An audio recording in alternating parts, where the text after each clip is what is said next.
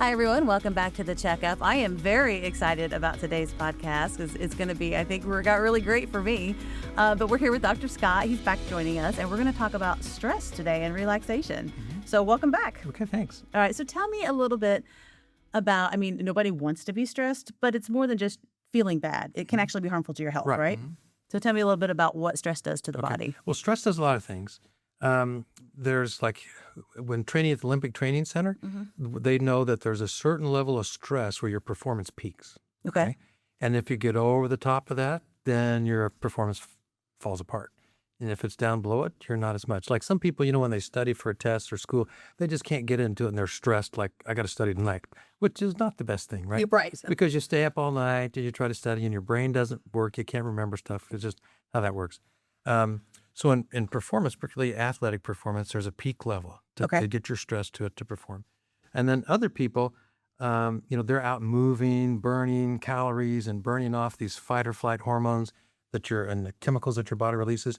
But if you're in the office and you're just sitting at your desk and you get that stressful response, it's eating you up. People get ulcers, people get headaches, people get diarrhea, some people get constipation, some people get neck aches, chest pain, shorter breath, you name it. There's all sorts of reactions that people have when they get too stressed. Okay. So if you can regulate that, you recognize when you're getting stressed, you can do something to help burn off the stress. Okay. Like when a zebra is stressed because a lion's coming to eat it, what's it do?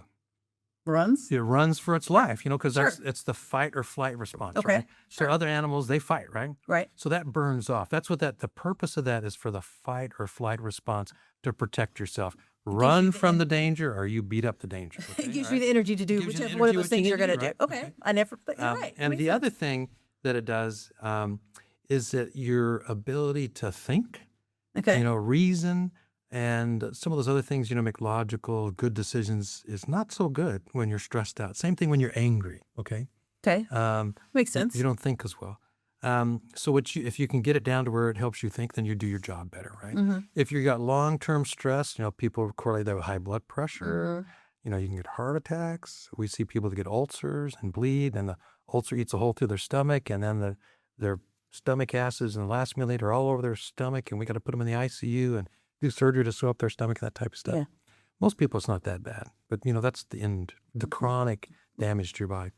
So there's lots of things you can do. Everybody has a little bit of thing that, some people say they like to meditate, some people pray, some people go for a walk, some people tan. Okay, we talked about that earlier. Yeah. The tanning, it releases vitamin D in your body, and so you get kind of a high from tanning. Really? So that's kind of relaxing.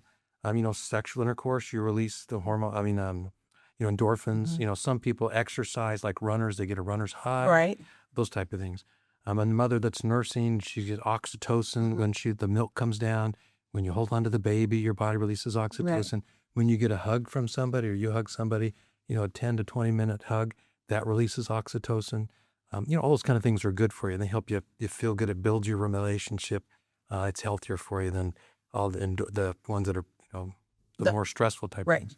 So when I was in school, we had a study project they did called the relaxation response. Okay. And this is based out of studies that they did in Boston and Harvard years ago. We're talking 30 years ago. And they did studies. They would draw people's blood when they're scared, or little kids when they were scared. They put a port in you so they can draw the blood without poking you. And then they did another study where the kids were watching a funny Disney movie, and then the other one they're watching a scary Disney movie.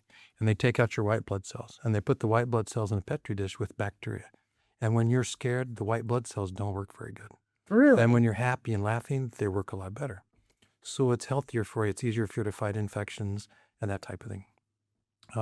So with this one, what you do, you can practice. Okay, I'm ready. I need a couple questions. I had a question. What would I say? What's the most peaceful, relaxing place in the world? What comes to your mind?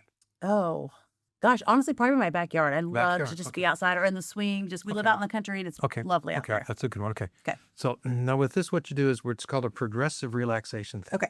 And so first you learn how to breathe. Okay. Okay. So close your eyes. All right. I want you to put your hand on your tummy. Okay. And I want you to take a deep breath in through your nose and out through your mouth. In through your nose, and push your tummy up when you do it. In through your nose and then out through your mouth. So you do that for a few minutes, okay? Now think about your backyard. It's a peaceful spring day. The temperature is perfect. There's just a slight breeze.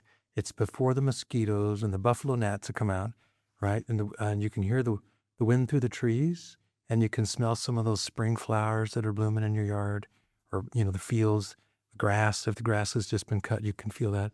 And just think about, just make that a virtual reality. You're gone away in your mind to that place. And just breathe in through your nose, out through your mouth. And then just kind of focus. You hear some birds, maybe see some of the songbirds flying over, or some eagles floating way up high, or, some other birds that are taking onto the updrafts and just kind of circle around in the sky. And then what you do after you've been there for a little bit, a few minutes, then you want to picture yourself, you want to tighten up something. So you want to tighten up your feet, tighten up the muscles in your feet, tight, tight, tight, like you're wringing out a washcloth. And then you take a deep breath in and let it out. And as you let out that deep breath, let your feet just relax like you're soaking in a hot tub. Okay? Deep breath in, then tighten up your calves like a frozen chocolate bar in the sun. You set it out and relax. And you put that chocolate bar on the roof of a car, and it just kind of melts, okay? Just like your thighs. Do the same thing with your thighs. Tight, tight, tight, tight as you take a deep breath in, and then just let them relax, okay? And then you go through each of your muscle groups. You do your butt, deep breath in with that one. Let it out and just relax. Then you can tighten up your tummy muscles, tight, tight, tight, like you're doing sit-ups, and then just let it relax like you've finished a great workout and you're now peaceful and relaxed. Then tighten up your hands and your forearms, tight, and then just let them relax like you're soaking in a warm tub of water or a warm bath and you've got time to relax. And then tighten up your back muscles, tight, tight, tight. And then let them relax like somebody's putting sunscreen oil on your back. Tighten up your chest muscles, deep breath in. And then let it out. Then you tighten up your neck. Then let it out, relax, squinch up your face. Tight, tight, tight. And then let it relax like you're getting a facial. Nice, warm cloth on your face and a massage of your face. Then you go back to that backyard. And it's a great afternoon. Everything is done that needs to be done. You have no worries. You can just sit there and relax and enjoy the beautiful sun, the clouds, the trees, the animals, the birds, the smells and the sights and sounds. And then as you relax, when you practice this at home, do that part for about 5 minutes. And you can practice this about 15, 20 minutes a day for about 2 weeks. And most people, after they do that, within the first 3 breaths, they'll feel this wave come over them. And it's just a relaxing wave that you release those feel-good hormones. I do feel a lot better. It used to be you could buy tapes for like $60. And you got somebody that's got a real smooth, boring voice. Yeah. Or you can do a YouTube now and get the beach sounds, the rain sounds, backyard sounds, whatever sounds. And you can put that on, and that helps you get back in that pace. Yeah. I was kind of sad to wake up in here. Okay. So I was back in my backyard.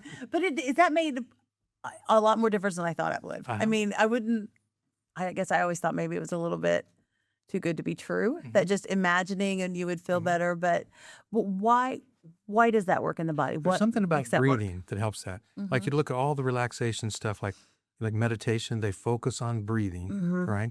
There's something about how you breathe that makes a difference. And the other thing is calming your mind.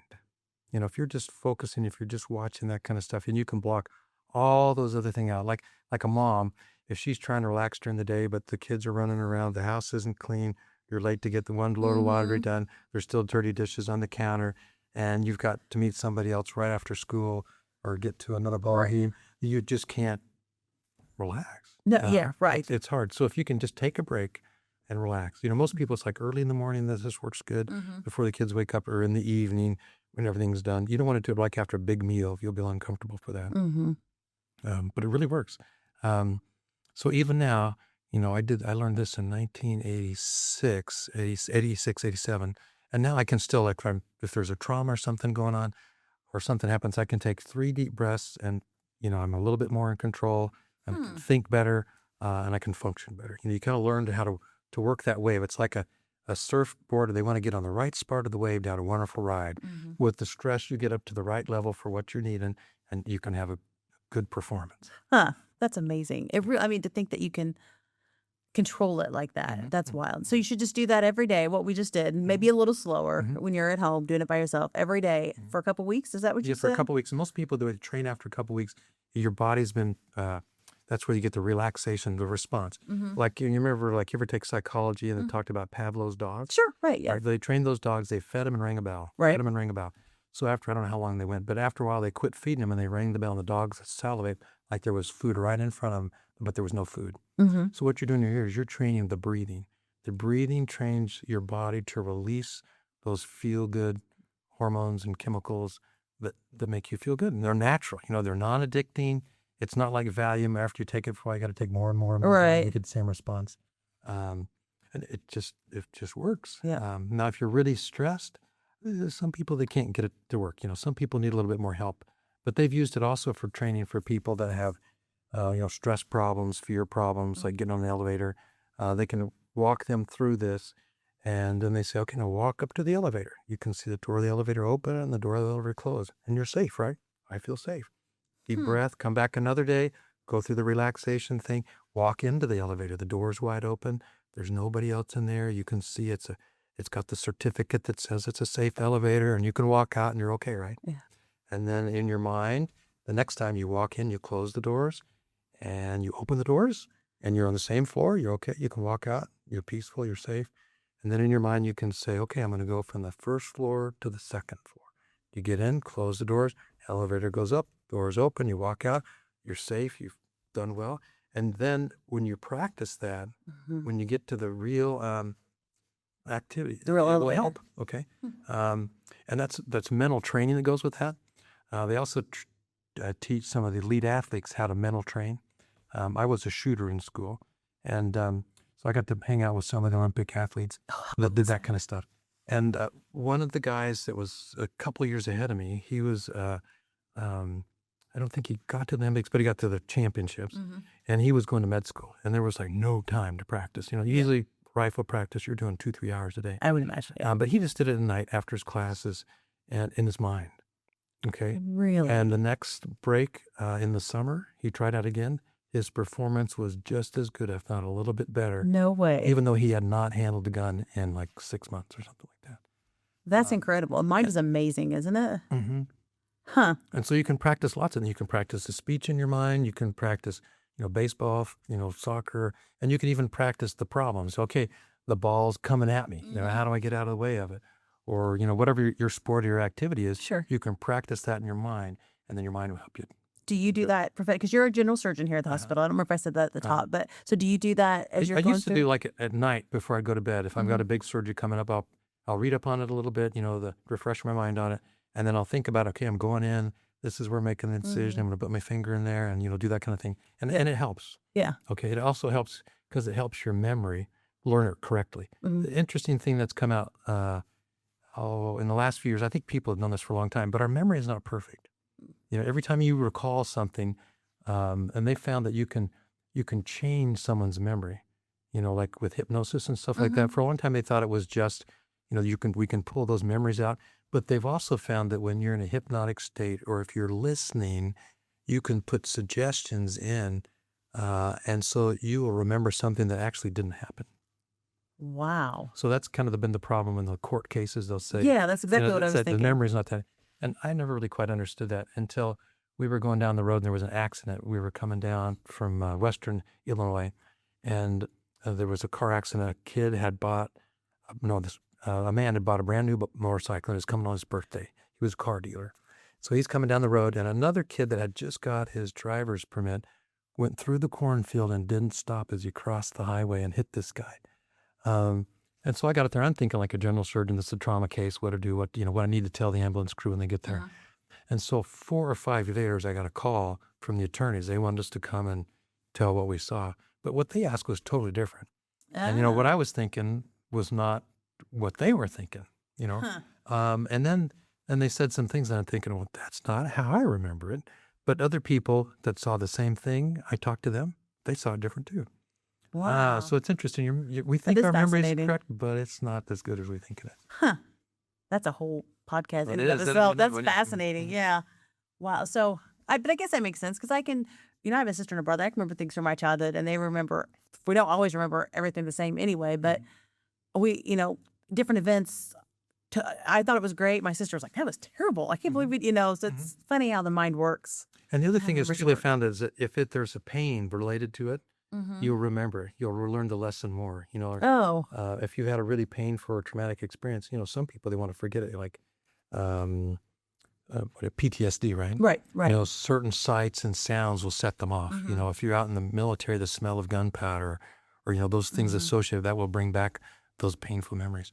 But you can also have the same thing with happy memories. So you can kind of, like when you're with your kids or your grandkids, the sights and sounds and stuff like that. If you go and play that back later in your mind and, write a journal about it and how you feel, that will help you kind of remember those things. Or the more you replay the memory, that you have these good memories. When somebody dies, we always want to have some good memories to remember, right? To kind of comfort us. So if you remember being hugged by your grandpa and having a good time, and they paid attention to you like no one else did. Yeah, they listened to you. Those are things that can sink deep in your soul and something you can hang on to in the past. Yeah, I think that's a beautiful thought. I don't think we could top that. So thank you so much. Thank you for helping me. I am going to go home and try that again tonight. I'm going to make my husband do it too. Okay. Be good for him. So thanks so much, Dr. Scott. We'll have you back again soon. Good morning.